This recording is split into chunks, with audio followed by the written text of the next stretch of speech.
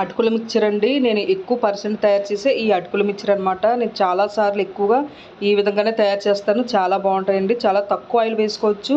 అంటే మనం కూరలు వేసుకుంటాం కదా, అంత ఆయిల్ వేసుకుంటే సరిపోద్దనమాట. చక్కగా ఆ ఆయిల్లోనే ఇలా వేయించుకొని చక్కగా ఇందులో కావలిస్తే మనం ఇంకా ఆనియన్స్ కూడా వేసుకొని తినొచ్చు అనమాట. ఎప్పటికప్పుడే మనం వేయించుకోవచ్చు. స్టోర్ చేసుకోకుండా అప్పటికప్పుడే మనం చాలా సింపుల్గా వేయించుకోవచ్చు. స్టోర్ చేసుకున్నా సరే మనకు చాలా నిల్వైతే ఉంటాయన్నమాట. చాలా బాగుంటాయండి. కంపల్సరిగా తక్కువ టైంలో తయారు చేసుకోవచ్చు అనమాట. కంపల్సరీగా వీడియో లాస్ట్ వరకు చూడండి. చాలా చిన్న వీడియో. అటుకులు అయితే తీసుకున్నానండి. ఇవి మాకు పండిన ధాన్యం నుంచి మేము అటుకులు అయితే తయారు చేసుకున్నాం అనమాట. కాబట్టి ఇవి ఆర్జాల ధాన్యం అటుకులు అనమాట. ఇలా నేను ఒక కప్పు అటుకులు అయితే తీసుకున్నాను కదా, ఇవైతే మనం ఒకసారి జల్లించేసుకోవాలి. ఎందుకంటే కంపల్సరీగా ఇందులో కొంచెం మనకి డస్ట్ అనేది ఉంటుంది. కాబట్టి ఇలాగా మనం జల్లెల్లో వేసి జల్లించేసుకున్నామంటే ఇందులో ఉన్న కొంచెం మన డస్ట్ అది కూడా ఇలా తౌల్లా ఉంటుంది కదా, ఇదంతా కూడా మనకు పైకి అయితే పోద్ది. ఇప్పుడు ఒక దలసరి కళాయి అయితే స్టవ్ మీద అయితే పెట్టుకోండి. వేయించడానికి కొంచెం దలసరి కళాయి ఉంటేనే దలసరి కళాయి పెట్టుకోండి. ఇప్పుడు కొంచెం ఆయిల్ అంటే ఒక 2-3 స్పూన్ల ఆయిల్ అయితే మనకు సరిపోద్ది. ఇప్పుడు ఈ ఆయిల్ కొంచెం మరిగిన తర్వాత ఒక 2 పచ్చిమిరపకాయలు చాలా చిన్న చిన్న ముక్కల కింద కట్ చేసుకున్నాను. ఇది ఆప్షనల్ అండి. వేసుకున్నా పర్వాలేదు, వేసుకోకపోయినా పర్లేదు. వేసుకుంటే అంటే బాగా వేగిపోయి అంటే అసలు కారం కూడా ఏమి ఉండదు. కొంచెం పెద్ద పచ్చిమిరపకాయలు ఉంటాయి కదా, అవైతే బాగుంటాయి. మరి చిన్న నాటు పచ్చిమిరపకాయలు అయితే వద్దు, మరి హెవీగా కారంగా ఉంటాయి.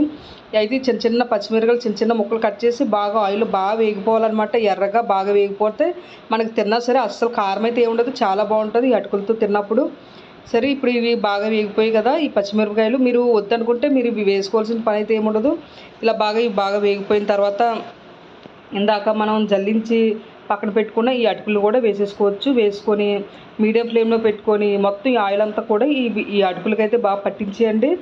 ముందుగా మొత్తం ఈ ఆయిల్ అంతా కూడా ఈ అటుకులకు ఒకసారి బాగా పడేసింది. ఇలా బాగా కలిపేసుకున్న తర్వాత మీడియం ఫ్లేమ్లోనే వేగాలన్నమాట. మీడియం ఫ్లేమ్లోనే చక్కగా వేయించుకోండి. మనకి కలుపుతూనే ఉండాలి, బాగా వేగాలన్నమాట. ఇలా కలుపుతూనే ఉండండి. చాలా త్వరగానే మనకి వేగిపోతాయి. ఇప్పుడు మనకి వైట్గా ఉన్నాయి కదా, ఇవి కాస్త మనం వేయించిన కొద్దీ కూడా లైట్గా కలర్ అనేది చేంజ్ అవుతుంది అనమాట.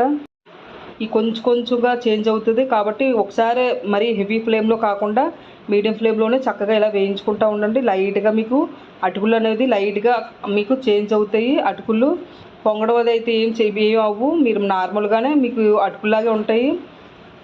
మనం తక్కువ ఆయిల్ వేసుకున్నాం కాబట్టి మొత్తం ఈ ఆయిల్లోనే లైట్గా మనం ఇలా వేయించుకుంటూ ఉండాలి. మీకు మొత్తం కూడా లైట్ బ్రౌన్ కలర్లోకి మీకు అటుకులు అయితే కనబడతాయి అనమాట. క్రిస్పీగా అనేది వేగాలన్నమాట. చూడండి, అటుకులు అనేది లైట్గా మీకు కలర్ అనేది చిన్న చేంజ్ అవుతుంది కదా, మరంతసేపు మనం వేయించుకుందాము. మొత్తం అటుకులన్నీ కూడా లైట్ బ్రౌన్ కలర్లోకి అనేది చక్కగా వేగాలన్నమాట. అలా వేయించుకుంటేనే అటుకులు మనకి చాలా బాగుంటాయి. చూడండి, అటుకులు అనేది మనకి ఇలాగా వేగిపోవాలన్నమాట. బ్రౌన్ కలర్లోకి రావాలి. లైట్ బ్రౌన్ కలర్లోకి, మరి పూర్తిగా హెవీగా కాదు, లైట్ బ్రౌన్ కలర్లోకి రావాలన్నమాట. ఇలా కొంచెం బాగా వేగిన తర్వాత మీరు చేతితో చూసుకున్నా సరే చాలా క్రిస్పీగా అనేది నలిగిపోయి ఉంటాయన్నమాట. ఇప్పుడు మన స్టవ్ అయితే ఆఫ్ చేసేసుకోవచ్చు. ఇంకా మనకు అటుకులు అయితే వేగిపోయాయి. ఇప్పుడు స్టవ్ అయితే ఆఫ్ చేసేస్తున్నాను. ఇప్పుడు ఇందులోకి నేను తగినంత ఉప్పు అయితే వేసుకుంటున్నాను. కొంచెం సాల్ట్ అయితే వేసుకోవాలి. తక్కువ వేసుకోండి, చాలా పోతే తర్వాత మళ్ళీ వేసుకోవచ్చు. అలాగే మనం ఇందులో కొంచెం పచ్చికారం అయితే వేసుకుంటున్నాను.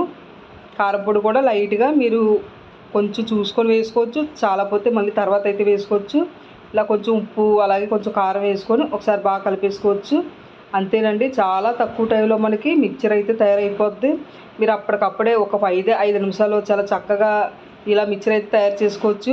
చాలా టేస్ట్గా ఉంటుంది. ఆయిల్ కూడా మనకి ఎక్కడ కూడా ఆయిల్ అయితే అటుకులకి అయితే పట్టదనమాట. చాలా టేస్ట్గా అయితే ఉంటుంది. అంతేనండి, మనకి మిక్చర్ అయితే తయారైపోయింది. ఉప్పు కారం కూడా కలిపేసుకున్నాం కదా. ఇలా బాగా కలిపేసుకున్న తర్వాత ఇప్పుడు మీరు సర్వ్ చేసేసుకోవడమే. చాలా సింపుల్గా తక్కువ టైంలోనే 5-10 నిమిషాలు మీకు రెడీ అయిపోద్దండి మిక్చర్. అప్పటికప్పుడే తయారు చేసుకోవచ్చు. లేదంటే ఇలా తయారు చేసుకొని ఏదైనా బాగా చల్లారిన తర్వాత బాక్స్లో కూడా పెట్టుకున్నారంటే మీకు 15 రోజుల పాటు చక్కగా నిల్వ అయితే ఉంటుంది. టేస్ట్గా ఉంటుంది. తక్కువ టైంలో ఇలా తయారు చేసుకోవచ్చు. మరి కంపల్సరీగా మీరు ట్రై చేయండి. పిల్లలకు మంచి స్నాక్స్ ఐటెం కింద చాలా బాగుంటుంది. ఇంకా మీకు ఇందులో కొంచెం ఆనియన్స్ కూడా వేసుకున్నారంటే ఇంకా చాలా బాగుంటుంది. ఆనియన్స్ నచ్చితే కంపల్సరీగా ఆనియన్స్ కూడా వేసుకోండి. మీకు ఆ మిక్చర్ కూడా చాలా టేస్ట్గా చాలా బాగుంటుంది అనమాట. మరి కంపల్సరీగా మీరు ఈ వీడియో అయితే కంపల్సరీగా లైక్ చేయండి, షేర్ చేయండి, సబ్స్క్రైబ్ చేసుకోండి నా ఛానల్ని. కంపల్సరీగా ట్రై చేయండి. ఒకసారి ట్రై చేశారంటే మళ్ళా మీరు అటుకుల్ని ఈ విధంగానే మీరు వేయించుకుంటారనమాట. ఈ టేస్ట్ అయితే మీకు చాలా బాగా నచ్చుతుంది. Okay friends, bye.